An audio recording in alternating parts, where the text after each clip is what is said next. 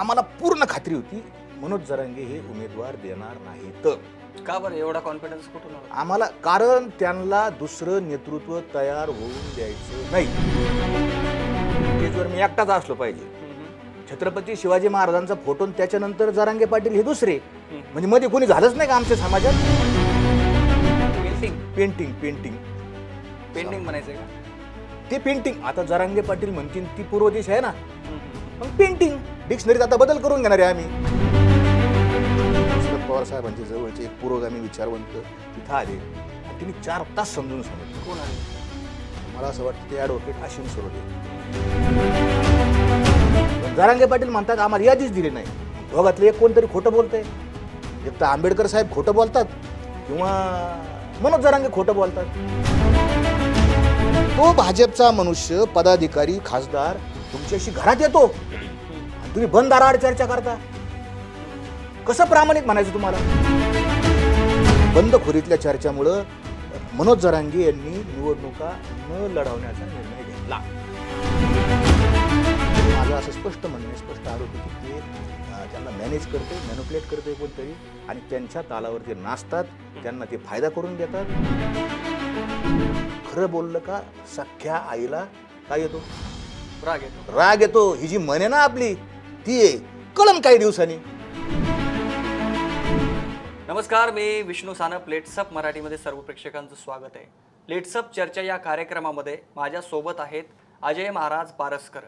जरांगे पाटील यांच्या आंदोलनामध्ये त्यांच्या खांद्याला खांदा लावून काम केलेले अजय महाराज बारसकर यांनी मध्यंतरी काळामध्ये एक वेगळी भूमिका घेतली आणि जरांगे पाटलांचं काय चुकतं याच्यावर सडेतोडते आपलं मत जाहीर करत असतात.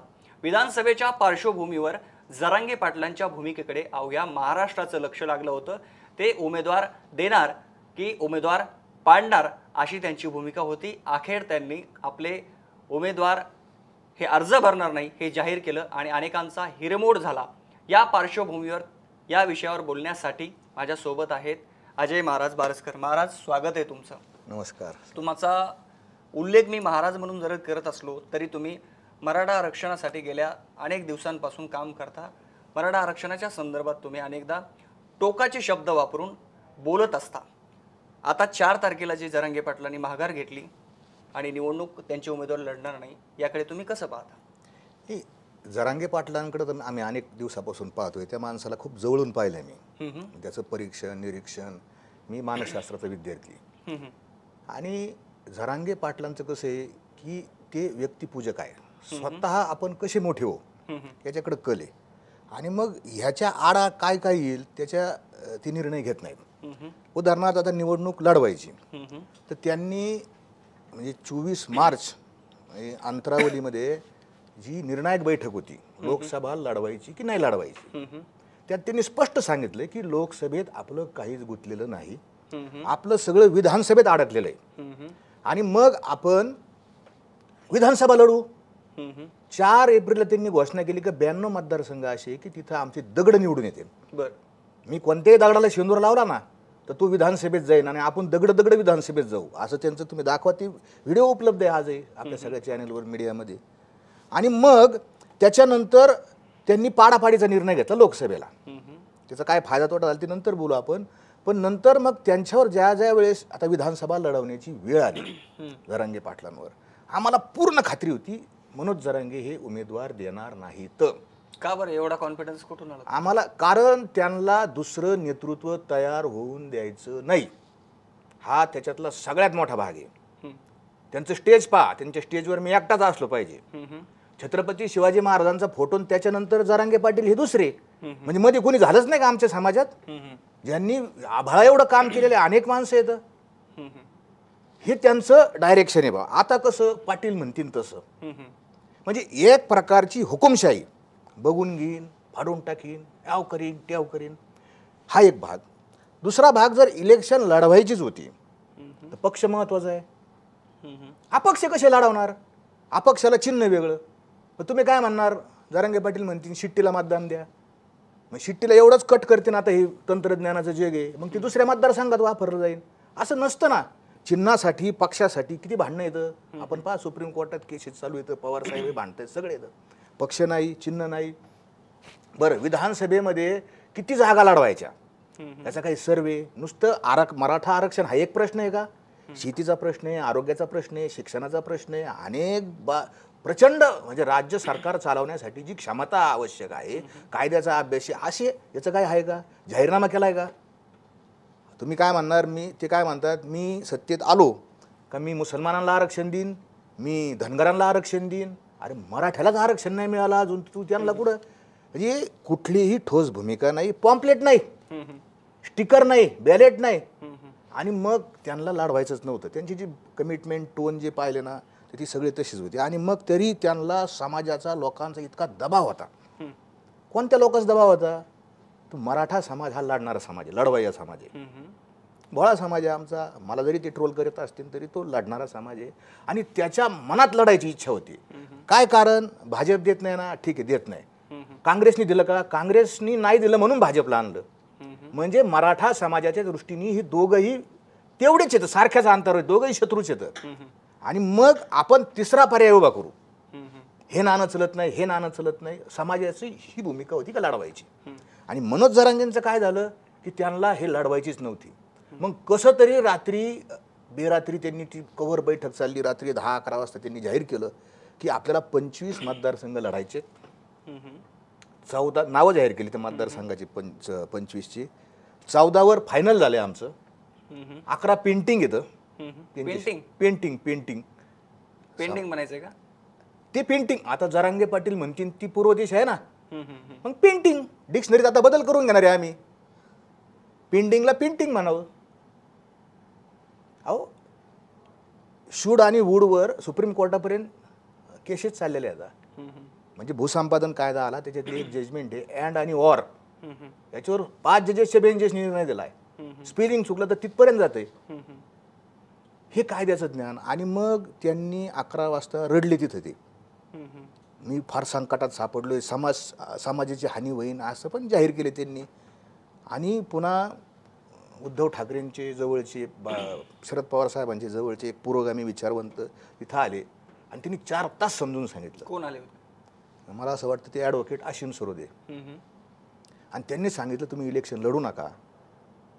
मग जरांगेंच्या जवळ कोणतरी सहकारी होते, ते म्हणले बा त्यांच्याकडून लिहून घ्या जाहीरनाम्यात की 50% आतलं ओबीसीचं आरक्षण उद्धव ठाकरे साहेबांनी द्यावं, शरद पवार साहेबांनी द्यावं.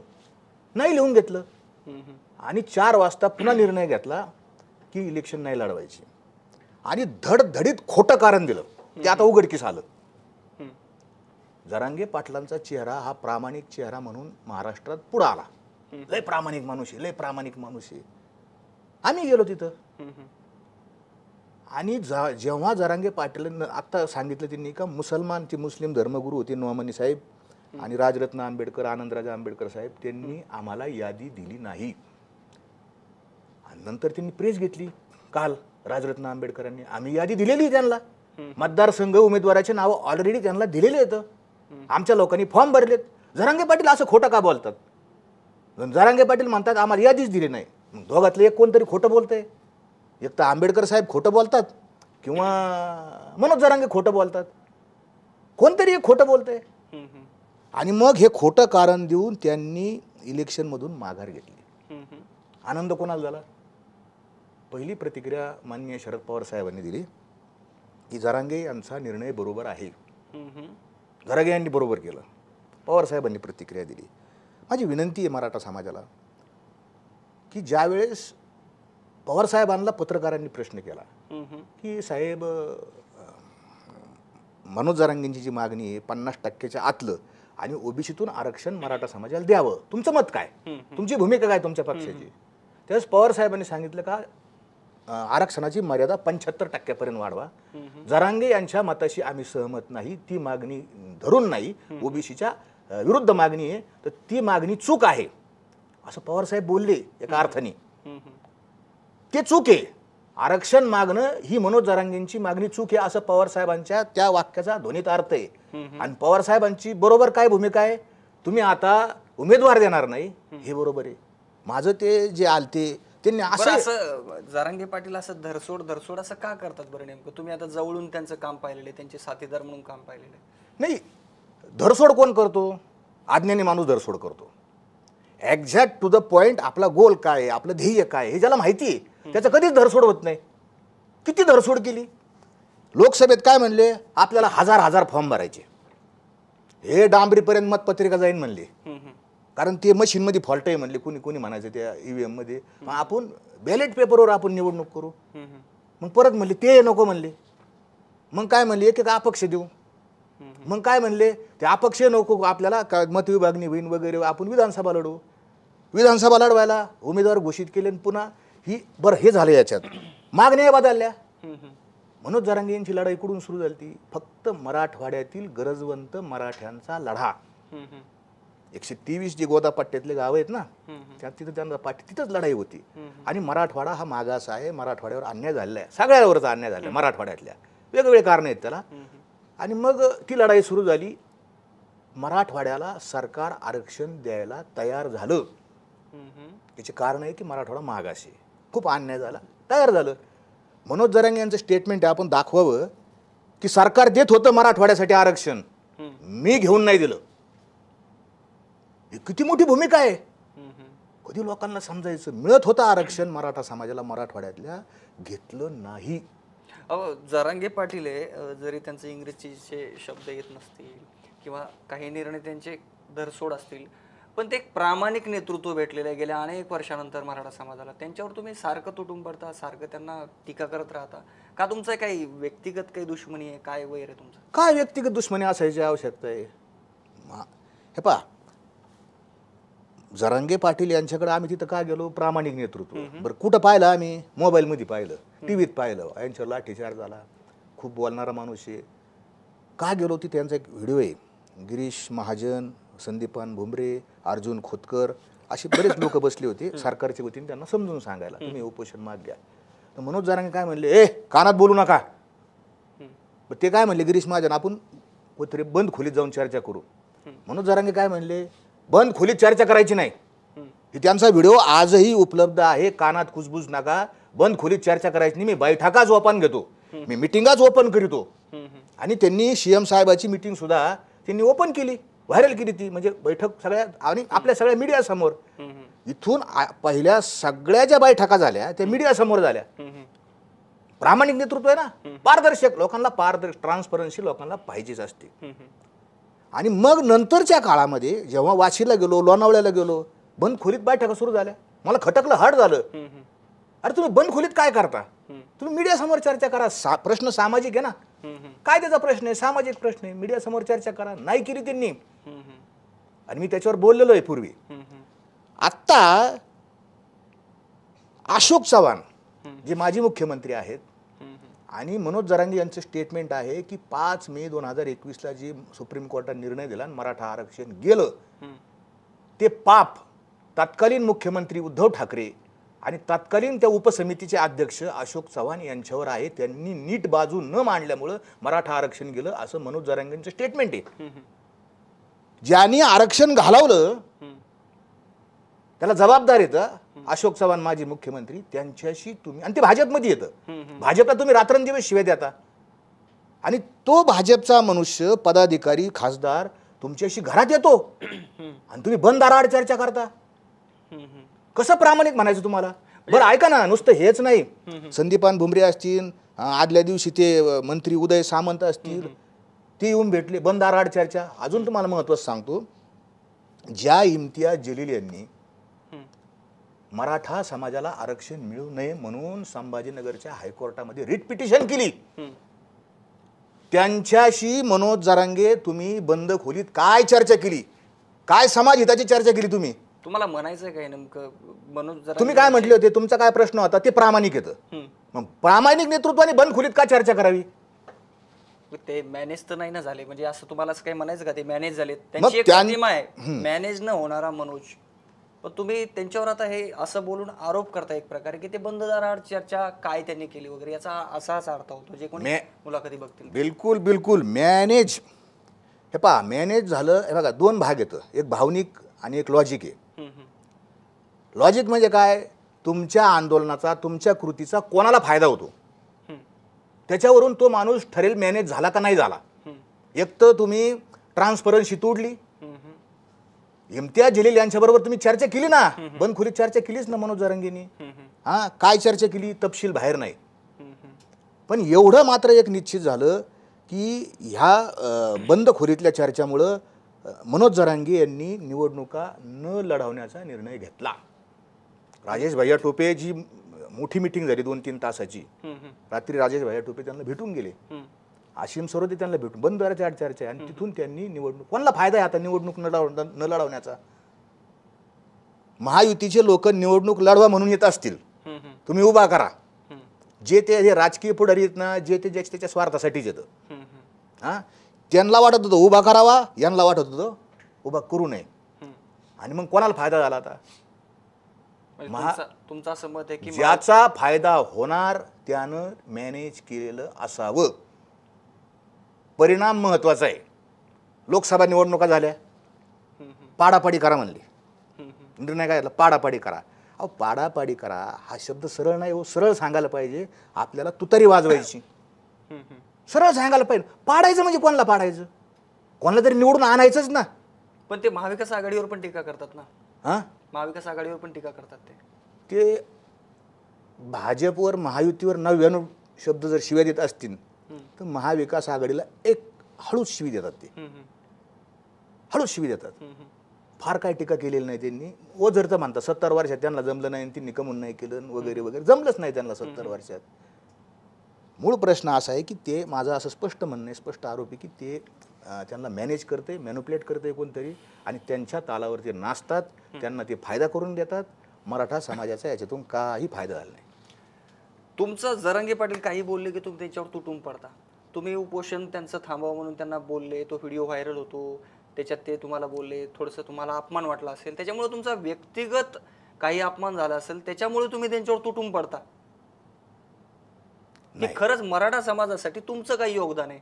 तुम्ही काय केलं आतापर्यंत? बिलकुल बिलकुल, चांगली गोष्ट तुम्ही विचारली. 2006 पासून मराठा समाजाला आरक्षण मिळावं यासाठी आम्ही लढतोय. तुम्हाला सांगतो, 2006ला आम्ही 20-25 जण नागपूरच्या हिवाळी अधिवेशन होतं, तिथे गेलो. तिथं असं आमचं ठरलं आंदोलन करायचं की विधानसभेच्या गॅलरीतून खाली उड्या मारायच्या लक्ष वेधण्यासाठी. आणि मग आम्ही पास काढली. त्यावेळेसचे आमचे आमदार नगर तालुक्याची कर्डिले साहेब म्हणून होते, त्यांची काही पास काढली, काही वेगवेगळ्या लोकांचे पास काढले आम्ही. आणि आम्ही तिथे गेलो. पण ते आमच्यातली बातमी फुटली आणि ते आम्हाला पोलिसांनी पकडलं. आणि मग तो आमचा हे झालं. वेगवेगळ्या प्रकारानं आम्ही आंदोलन केलं आणि लक्षात आलं की ह्या मार्गानं उपोषण करणं, आंदोलन करणं, ह्या मार्गानं आरक्षण मिळणार नाही. आरक्षण मिळवण्यासाठी कमिशन जे आयोग आहे, राज्य मागासवर्ग आयोग, त्याच्या थ्रूच जावं लागेल. राज्य मागासवर्ग आयोगाने जर रिपोर्ट दिला मराठा समाज मागाशी, तरच तो राज्य सरकारला स्वीकारता येतो. ही कायदेशीर प्रोसेस आहे. द्या म्हणलं उठलं लगेच आरक्षणाचा कागद दिला असं होत नाही. तुम्हाला कमिशन करून. आणि म्हणून मी 2017 साली बॉम्बे हायकोर्टामध्ये पिटिशन केली मराठा समाजाला आरक्षण मिळावं म्हणून. आणि त्यावेळेस राणे कमिटीने जे आरक्षण दिलं ते स्टेट कोर्टात चालू होतं. आणि मी कोर्टात अशी पिटिशन केली की हा मराठा समाज मागाशी आणि हा प्रगती हे ठरवायचा अधिकार कोर्टाचा नाही. हे ठरवण्याचा अधिकार मागासवर्ग आयोगाचा आहे. त्यासाठी त्याची तो संवेदना की. आणि मग हा राज्य मागासवर्ग आयोग गायकवाड साहेबांचा हा रिपोर्ट आहे त्याचा. आणि याच्या 127 पानावर तुम्ही पाहू शकता, माझं नाव आहे 6.3 para, writ petition 42 Ajay Sahebrao Baraskar, state of Maharashtra. माझ्यावर 1.5 पान लिहिलेलं आहे गायकवाड साहेबांच्या रिपोर्टमध्ये. आणि माझ्या पिटिशनमुळं गायकवाड कमिशन प्रत्यक्षात अस्तित्वात आलं, काम करायला लागलं. माझं रेकॉर्डेड काम आहे. मला जरांगे पाटलाचा एवढा अर्ज दाखवा, कोणी एवढा अर्ज, सिंगल अर्ज दाखवा. अहो, त्यांचा अर्ज सुद्धा नाही. आत्ता यांनी 7 उपोषणं केली. 7 उपोषणामध्ये सिंगल त्यांचं वर्डिंग नाही, निवेदन नाही, काय नाही. अहो, लोकशाही आहे. आरक्षण मिळवण्यासाठी न्यायालयीन, प्रशासकीय, कायदेशीर या आणि सरकारवर दबाव, या सगळ्या गोष्टींची आवश्यकता आहे. त्याच्यातलं त्यांनी, आणि हे आम्ही काम केलेलं आहे. आम्ही उगाच नाही, गुन्हे दाखल आहेत आमच्यावर, आम्ही काम करतोय. पण आता लोकांना कसं आहे, हे कामाचा काही इंटरेस्ट नाही. मी कधी जाहिरात केली नाही, मी असं केलं, मी तसं केलं, मी लय येईन, मी असं आहे, मी तसं. आपण जाहिरात केली नाही. आम्ही थोडं वेगळ्या वारकरी विचारसरणीचं असल्यामुळे आपण बाजूला आहे. पण हे आज प्रत्यक्ष काम आहे. शेतकरी चळवळीमध्ये दुधाचं आंदोलन, साखरेचं आंदोलन, पाण्याचं आंदोलन, म्हणजे भंडारदरा धरणाचं पाणी मिळावं म्हणून आम्ही भंडारदरा तिथं ती चारी फोडलेली, त्याच्यावर माझ्यावर गुन्हा दाखल आहे, केस चालू आहे, हे केलेलं आहे.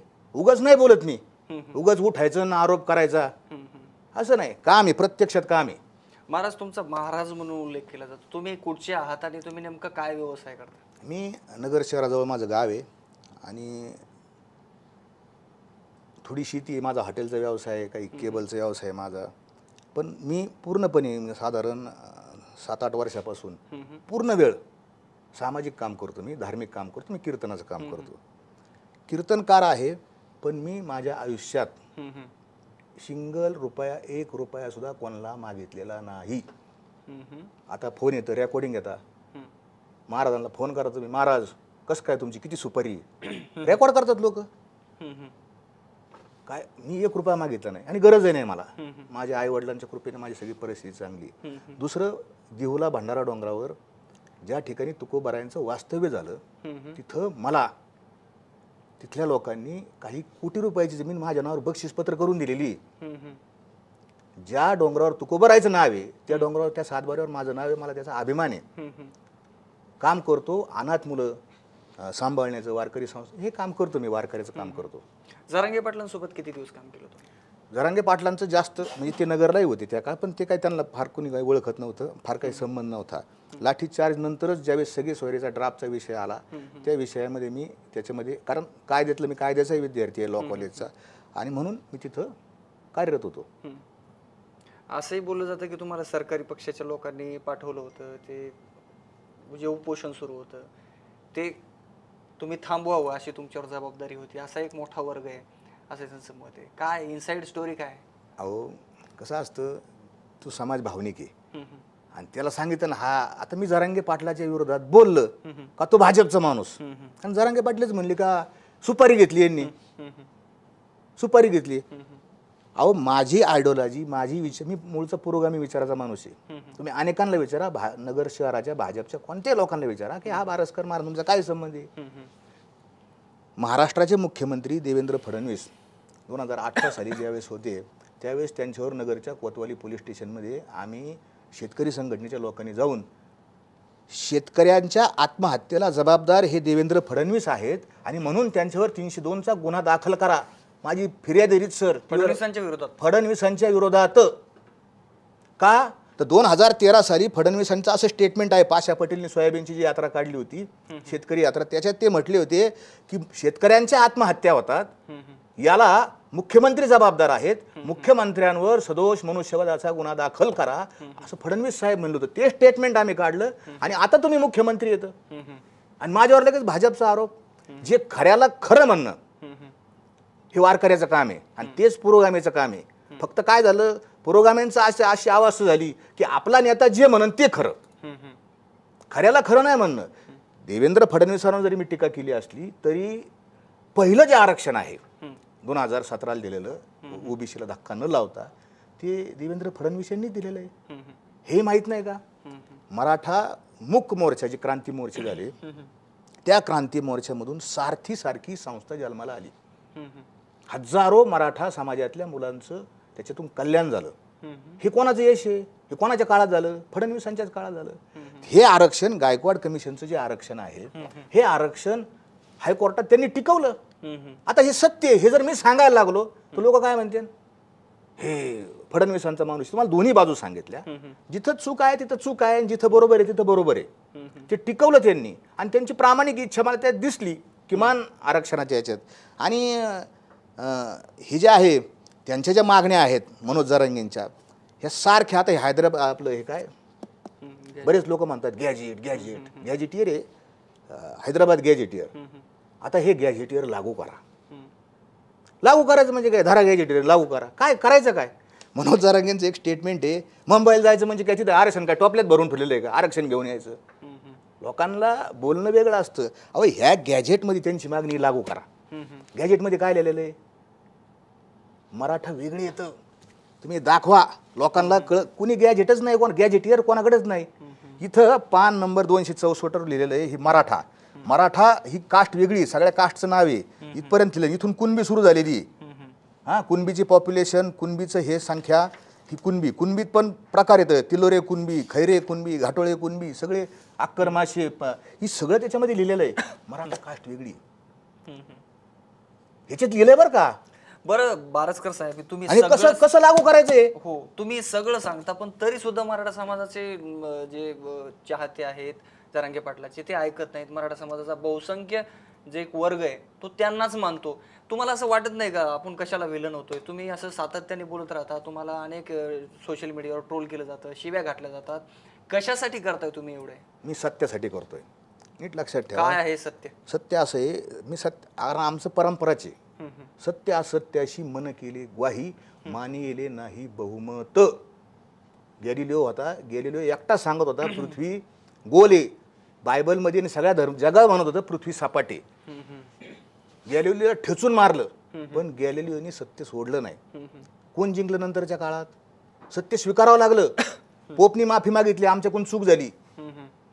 सत्य हे फार महत्वाचं आहे. मी सत्यासाठी बोलतो. लोक काय म्हणतील, लोक माझी निंदा करतील, स्तुती करतील, काय मला त्याचं घेणं देणं नाही. मनोज जरांगे यांच्यामुळं मराठा समाजाचं खूप नुकसान झालंय. जी त्यांची मागणी आहे, आम्हाला कुणबीचे दाखले द्या, याच्यामुळे किती कल्याण झालं. आता तुम्हाला मी कुणबी द्या, कुणबीचे सर्टिफिकेट द्या, कुणबीचे सर्टिफिकेट द्या. मी तुम्हाला हा बीडचा निकाल आहे, हा वेबसाईटवर उपलब्ध आहे. 31 म्हणजे बारगळ साहेबांनी केलेला आहे. विश्वनाथ गणेश पाटील नावाचा एक तरुण आहे मराठा. त्यानं फॉर्म भरला कुणबीचं सर्टिफिकेट काढून ओबीसी मधून. बीड पोलीस भरतीत आत्ताची लेटेस्ट आहे. त्याला मार्क पडले 134. 134 मार्क पडले. 135ला कट ऑफ लिस्ट लागली. म्हणजे 135 असले तर ओबीसीतून तुम्हाला आरक्षण, पोलीस होणार तुम्ही. 1 मार्काने तो राहिला. यामध्येच EWS जे आहे, EWS मध्ये नजीम अब्बास मिया शेख हा मुलगा 120 मार्क पाडून तो पोलीस झालाय. मला कोणत्या धर्माविरोधात त्याच्या विरोधात काही बोलायचं नाही, मला फॅक्ट सत्य आपल्या समोर मांडायचं. म्हणजे मनोज जरांगे सांगतात की कुणबीचा दाखला काढला का आपलं कल्याणच, आपल्या घरावर सोन्याचा पत्राच. माझं आपल्या माध्यमातून सगळ्याला सांगणं आहे की हा पाटील घरी बसला 134 मार्क देऊन, आणि काय करतोय घरी बसून? चलो नारायणगड, मनोज जरांगे तुम आगे बढो, हम तुम्हारे साथ है. 134 मार्कावाला घरी. म्हणजे कुणबीचा काही फायदा काय उपयोग झाला कुणबीचा मला सांगा. तुम्हाला अजून एक व्हिडिओ पाठवतो, तोही व्हिडिओ दाखवा.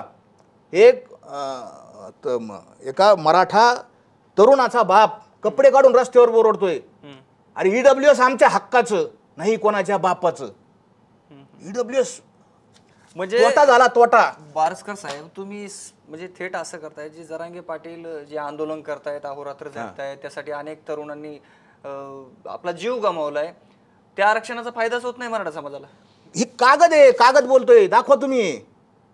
134 मार्क कुणबीचा काढून घरी बसलाय पोरग, कोण जबाबदार याला? आणि EWS आरक्षण मनोज जरांगे आपल्यामुळे गेलेलं आहे. व्हिडिओ उपलब्ध आहे, तुम्ही दाखवतो. 12 नोव्हेंबर 2023ला छत्रपती संभाजीनगर गॅलेक्सी हॉस्पिटलमध्ये मनोज जरांगेंचा व्हिडिओ आहे, सगळ्या चॅनलवर उपलब्ध आहे. काय म्हणतात ते EWS काढू नका. EWS म्हणजे डोंगराचं रान आहे आणि 10% म्हणजे काळीचं रान आहे, वाटण्यास होऊन द्या. EWS तुम्हाला घ्या आणि 10% आम्हाला द्या. हे शब्द कोणाचे येतं? हे मनोज जरांगेंचे शब्द येतं. तुम्हाला असं म्हणायचं त्यांच्या आरक्षण या आंदोलनामुळे नुकसान झालं मराठा? बिलकुल 100% नुकसान झालं. कोणीही माझी चॅलेंज आहे, आपल्या इथं बोलवा. जरांगे पाटलांशी अहो मी जरांगे पाटलांत किती जरांगे पाटील येऊ शकत नाही, कारण कसं आहे ते याच्यात उघडे पडतील. ते हुकुमशाह आहेत. त्यांना कोणी असा प्रश्न विचारला आणि ते पत्रकार तुम्ही पाहिलं नाही का, लोणावळ्यामध्ये एका पत्रकाराने त्यांना विचारलं, का हो जरांगे पाटील तुम्ही बंद खोलीत चर्चा केली आणि तुम्हाला काय करायचं आणि तुम्ही काय करता, आमकन धमकन धावले पत्रकारावर. ते उलटा प्रश्न विचारा त्यांना मान्य नाही. लोकशाही इथं, लोकशाहीमध्ये मला बोलण्याचा अधिकार आहे, घटनेने दिलाय, मी बोलू शकतो, विचारू शकतो सनदशीर मार्गाने. माझे शब्द तुम्ही पहा, इतकं बोललो मी, पण माझा तोल सुटलेला नाही, कधी बोललो नाही मी. घाणेरड्या अश्लील भाषेत कधी शिव्यागाळी केलेलं नाही. मी संविधानिक मार्गाने बोललो. आणि मनोज जरांगे यांच्यामुळे EWS गेलं. जे EWS मराठा समाजाच्या अतिशय कल्याणाचं होतं. मुळात आरक्षणाची लढाई संपलेली बिलकुल 100% संपलेली आरक्षणाची लढाई. ज्यांच्या नोंदी सापडतात ते कुणबी होतात. आणि ज्यांच्या नोंदी सापडत नाही त्यांना EWS मधून आरक्षण भेटत होतं. EWS आरक्षण घटनेने मिळाल्यानंतर मराठा समाजाच्या आरक्षणाची लढाई संपली. आज का लोक मागतात EWS आरक्षण आम्हाला द्या? कुणबीचा फायदा नाही हो ओबीसीचा. भयानक त्याच्यामध्ये 319 जाती येतात.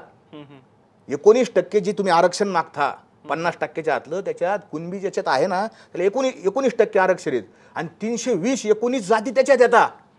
प्रचंड खचखचून भरलेली एसटी, बसायला जागा नाही त्या ओबीसीच्या याच्यात, आणि तिथं आमचे लोक घोषित आहेत आणि EWS ची बस मोकळी निघून गेली. अरे कंडक्टर म्हणतो या इच्छात बसा, मोकळी बस निघून गेली. हाणला दुसऱ्यानेच फायदा. नुकसान झालेलं आहे. आरक्षणाची खरी लढाई, आरक्षणाची खरी लढाई हे मराठा समाजाचा खरा प्रश्न हा आर्थिक आहे. आमच्या कांद्याला, आमच्या सोयाबीनला, आमच्या तूरला, आमच्या कापसाला, आमच्या दुधाला भाव मिळाले पाहिजे, ऊसाला भाव मिळाले पाहिजे. हा प्रश्न आहे. आणि तो काय फक्त मराठा समाजाचा नाही आहे. ओबीसीची काही शेती नाही का? महाराष्ट्रात सगळे लोक शेती करतात, मूळचे जे शेतकरी आहेत ते. हा सगळ्यांचा प्रश्न आहे. शेतीमालाचे भाव आहे, शिक्षणाचा प्रश्न आहे, आरोग्याचा हे प्रश्न आहेत मुख्य. आरक्षणाचा प्रश्न. आणि अजून एक तुम्हाला सांगतो, जरांगे पाटील कसं धडधडीत खोटं बोलतात. मी आरोप करतो म्हणजे त्यांना अनेक वेळा चॅलेंज केलेलं आहे. त्यांनी काय सांगितलं की वाशिममधली एक मुलगी आहे आणि ती परीक्षेला बसली होती आणि ती मंडळाधिकारी झाली, नायब तहसीलदार झाली, आणि तिला अचानक आपल्या आंदोलनामुळे कुणबीचा दाखला सापडला. त्यांचे स्टेटमेंट आहे, व्हिडिओ आपल्याला आपण दाखवतो. आणि तिला जसाही कुणबीचा दाखला सापडला, ती 21व्या रँकवर होती, ती लगेच दुसऱ्या रँकवर गेली आणि कलेक्टर झाली. हे मनोज जरांगेंचं स्टेटमेंट आहे. ती मुलगी, माझा जाहीर प्रश्न आहे, ती आमची भगिनी, ती आमची ताई विद्यार्थिनी कोण आहे? तुम्ही दाखवावं की कुणबीचं सर्टिफिकेट सापडलं आणि त्या मंडळाधिकाऱ्याची डायरेक्ट कलेक्टर झाली. म्हणजे ती मुलगी दाखवावी. हा, तीच नाव गाव, जसं मी तुम्हाला व्हीजी पाटील सांगितलं, तुम्हाला नजीम शेख सांगितलं, दाखवावं, सांगावं आम्हाला. इतकं खोटं. नायब तहसीलदार, MPSC शिकून नायब तहसीलदार मंडळाधिकारीची निवड होती. कलेक्टरची निवड कुठं होती? UPSC कडे होती. अरे MPSCचा माणूस कलेक्टर कसं काय होईल? इतकं कुठं समाजाला खोटं बोलतात. आणि ते मी हे माझ्यासमोर कोणी येत नाही. मुद्दे संपले का माणसं गुद्द्यावर येतात. उत्तरं नसली ना, मी दाखवलंय, उत्तर येत नाहीत, समोर बोलायला येत नाही. जरांगे पाटील तर येऊच शकत नाहीत, कारण उत्तरच नाही, पूर्ण उघडे पडतील ते. आता जाता जाता काही प्रश्न आहेत. मराठा समाजाने या 3 वर्षापासून सुमारे चाललेलं जे आरक्षणाचं जे आंदोलन आहे, काय कमावलं आणि काय गमावलं? कमावलं तर मी आता तुम्हाला पुरावा दाखवला. कमावलेलं काही नाही. आरक्षण गमावल्याची संख्या प्रचंड आहे. हा इव्हेंट झाला फक्त. म्हणजे 14 महिन्यापासून जे सगळं आंदोलन चाललंय, शांतता रॅल्या, घोंगडी बैठका, गोदाड्या बैठका, अजून काय काय ते बरंच सगळं केलं. मराठा समाज एकत्र केला, आला, किती पैसा खर्च झाला. म्हणजे मी काही चार्टर्ड CAशी बोललो, सगळ्यांशी बोललो, मनुष्यबळाच्या खर्चासहित सुमारे 5,000 कोटी रुपये गेलेत मराठा समाजाचे. गाडी भाडं, खाणं पिणं, काय सगळं असं सगळं. आणि माझा वेळ खर्चून मी ते जातो ना, माझी मजुरी बुडती, म्हणजे काय माझी असं ते असा सुमारे अंदाजे कुणीतरी याचं व्हॅल्युएशन करावं. 5,000 कोटी रुपये गेले आणि काय मिळालं काय? म्हणजे तसं पाहिलं तर काही मिळालं नाही. पण नुकसान काय झालं माहिती का? जातीय द्वेष, जातीय तणाव. मनोज जरांगे यांच्या विधानामुळं ते ओबीसी येतं, ते वंजारी येतं, ते माळी येतं, ते धनगर येतं, ते तेली येतं, ते आमके येतं. हे विष आहे ना, विष लहान लहान लेकराच्या डोक्यात गेलं. पण मराठा समाज एकत्र केला, एका छत्राखाली त्यांनी आणला, असं त्यांचं मत आहे. आता मराठा समाज एकत्र झाला. मी तुम्हाला आधीच सांगितलं, मराठा समाज हा भावनिक आहे. मराठा समाज हा भोळा आहे. चला बा, आता सगळेच गेलेत, लोक एकत्र झाले. मराठा समाज चांगल्या भावनेने गेला. समाजाचा याचा काहीही दोष नाही. दोष आहे तो जो त्या समाजाचं नेतृत्व करतो. सिंपल एक उदाहरण सांगतो, सिंपल छोटंसं उदाहरण सांगतो. आपल्याला वारसा छत्रपती शिवाजी महाराजांचा आहे, म्हणजे मराठा नाही, सगळ्यांनाच वारसा आहे त्यांचा. जरांगे पाटील काय करतात, कोणत्या गावात गेले किंवा कुठे त्यांचा कार्यक्रम असेल तर JCPतून अंगावर फुलं टाकून घेतात. हे बरोबर आहे का? आपल्या माध्यमातून सगळ्यांना प्रश्न आहे की JCPतून स्वतःच्या अंगावर फुलं टाकून घेणं, याच्यातून आरक्षण मिळेल का? काय त्याच्यातलं काय लॉजिक आहे? ही व्यक्तिपूजा आहे ना. बरं काल लोकांचं ऐका प्रेम ना आहे. मग तुम्हाला उदाहरण सांगायचं 6 नोव्हेंबर काल होती.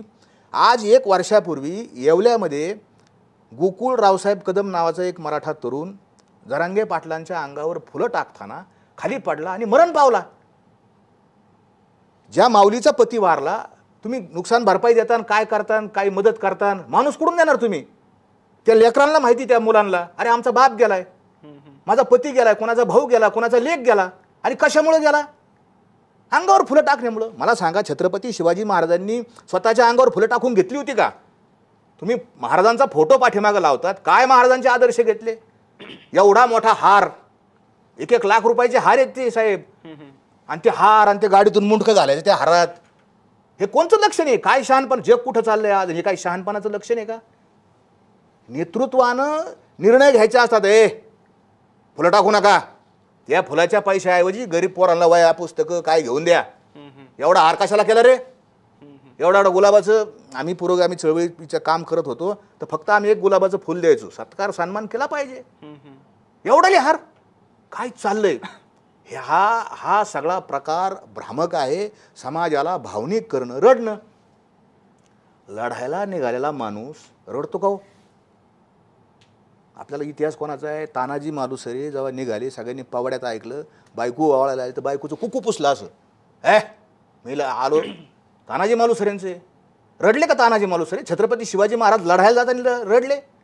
लढायचे घोडा मैदान जवळ आहे, भाजप देत नाही, काँग्रेसनी दिलं नाही, मग मार्ग काय दुसरा? की आपले लोक निवडून आणायचे आणि विधानसभेत जायचं आणि कायदा करून घ्यायचा. पण प्रश्न असा आहे की ते रडले तरी तुम्हाला प्रॉब्लेम आहे, ते थोडेसे आक्रमक बोलले तरी तुम्हाला प्रॉब्लेम आहे. काय नेमकं प्रॉब्लेम काय? अहो मी तुम्हाला तेच सांगतोय की रडले म्हणजे भावनिक करतात, आक्रमक बोलले म्हणजे भावनिक करतात, शिव्या दिल्या म्हणजे बघून घेऊ, फाडून टाकू. त्यांचे शब्द पहा, मी लई इमानदार आहे, मी फुटत नसतो, मी याव करतो, मी आला. हा मीपणा हा अहंकारवादी आहे.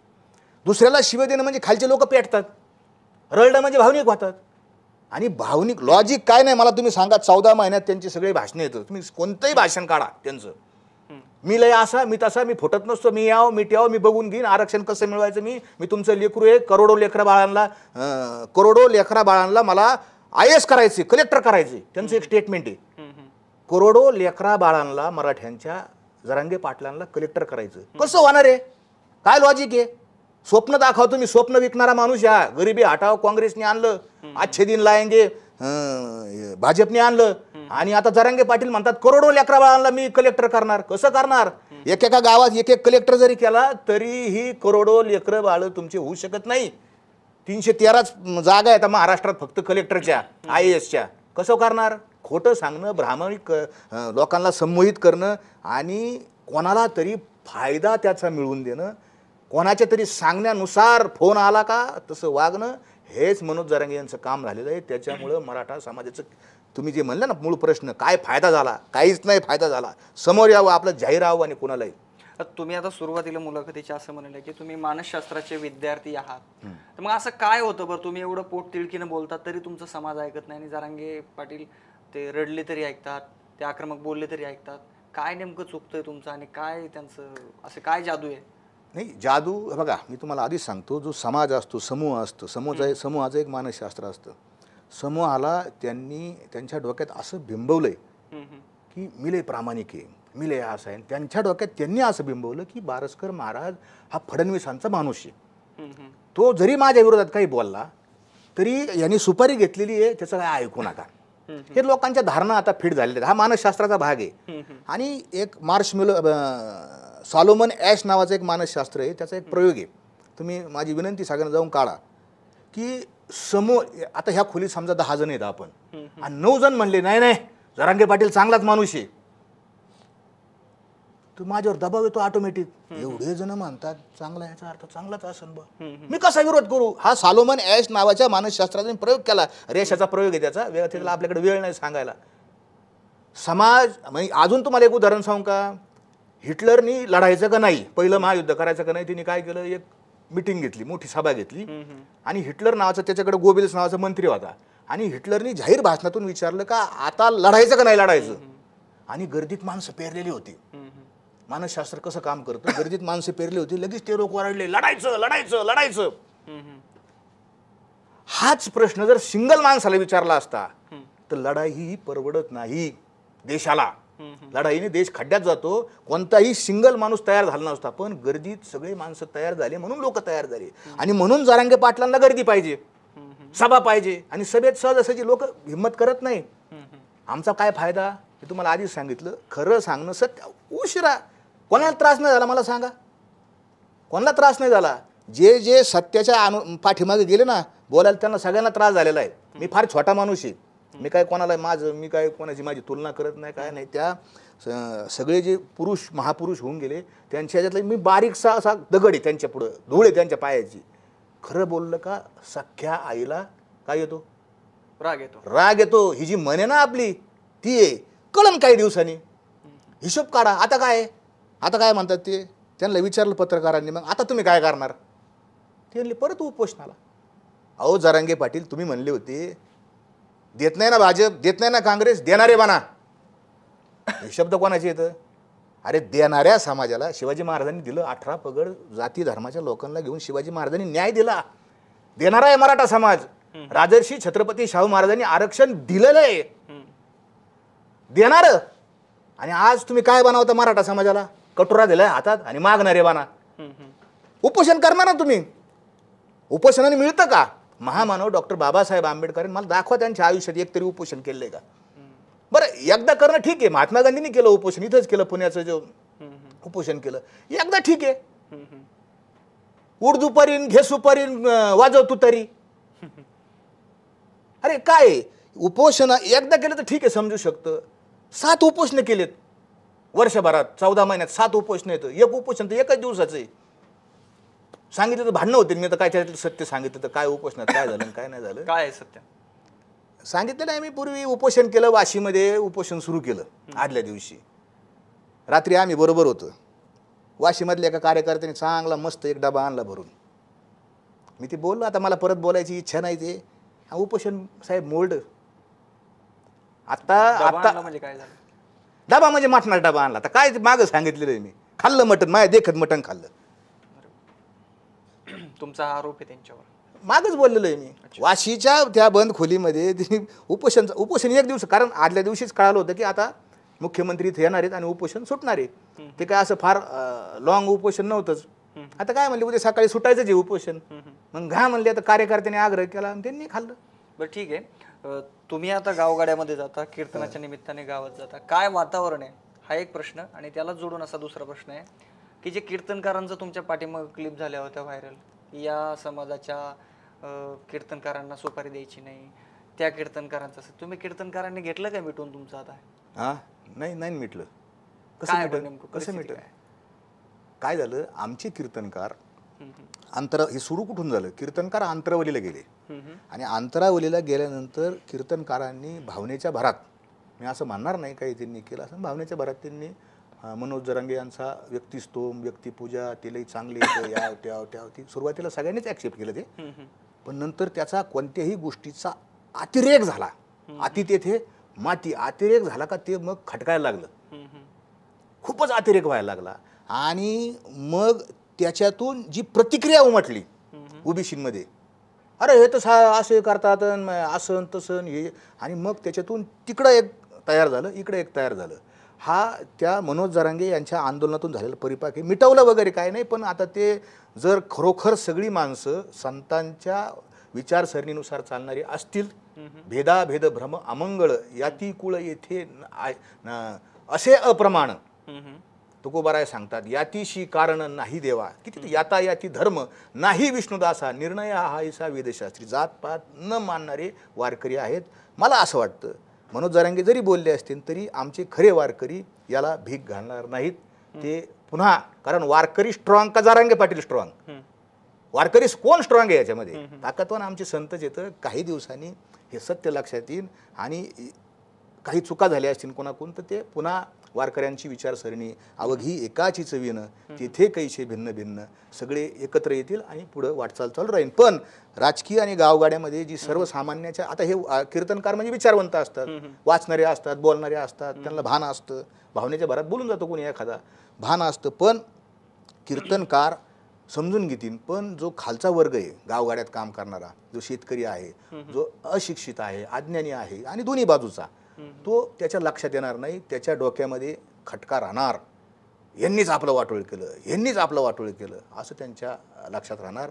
आणि ते विष जाती त्याचं ते फार लवकर उतरल किंवा नष्ट होईल असं मला वाटत नाही. धन्यवाद महाराज, तुम्ही आमच्याशी मनमोकळेपणाने बोललात. आमच्या थेट प्रश्नाला तुम्ही थेट उत्तर दिले. तर हे होते अजय महाराज बारसकर, जे की जरांगे पाटलांचे एकेकाळीचे सहकारी होते. मात्र जरांगे पाटील यांचं आंदोलन कसं चुकीच्या दिशेने चाललं असं ते वारंवार सांगत असतात. त्यांनी त्यांची बाजू मांडलेली आहे. आता बघूयात त्यांच्या या रिॲक्शनवर जरांगे पाटील काय बोलतात हे पाहणं महत्त्वाचं आहे. तुर्तास या मुलाखतीमध्ये आपण थांबतोय. धन्यवाद.